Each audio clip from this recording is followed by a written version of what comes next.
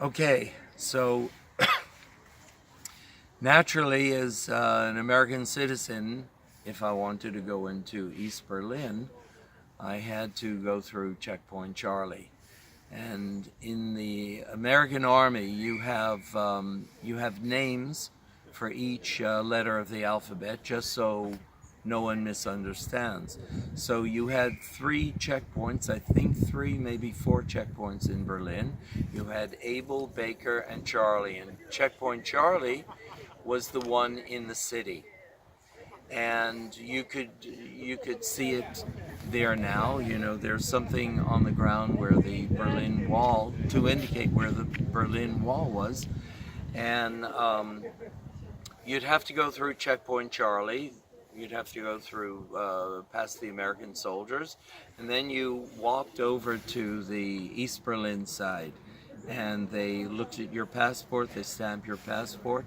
They asked me what I was doing or what I wanted to do in East Berlin, and I said, well, I was a tourist who was very curious to see what it was like, and I just wanted to look around and see what East Berlin was like, because I grew up during the Cold War, and this was still the Cold War, of course, but I grew up during the Cold War, and I'd heard all sorts of stories about how evil the other side was, but I wanted to see what it was like for myself.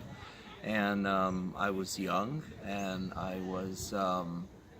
had my opinions, and I was very curious. When I went into East Berlin, when I went through the checkpoint on the East Berlin side, they also asked me how much money I had, and I had to show the amount of money I had. And when I spent the day in East Berlin, actually I spent 4 days, but I had to go back and forth through Checkpoint Charlie each day.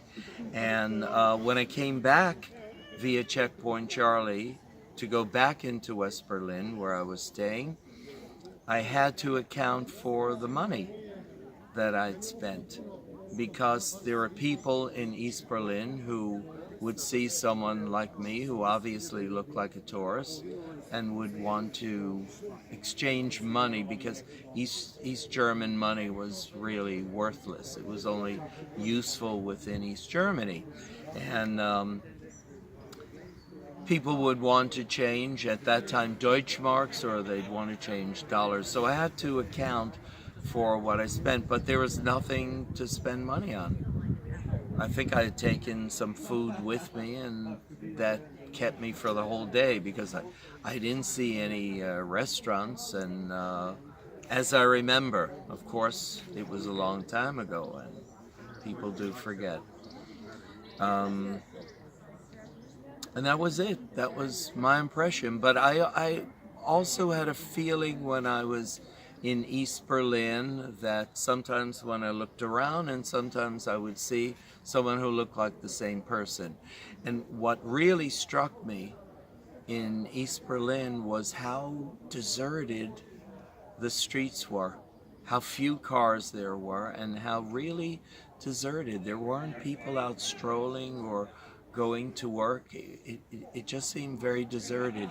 And there were a lot of places that had been scarred by the war that were not rebuilt. They were left, and I have no idea why, if it was supposed to remind the people of the war, or the government just had no money. But it's an experience I remember. Now it's just a tourist site, and they have Einstein Cafe there, and a couple of restaurants and so forth. But it did not look like that then, and you could see pictures of it. So that's my story of Checkpoint Charlie. Thanks.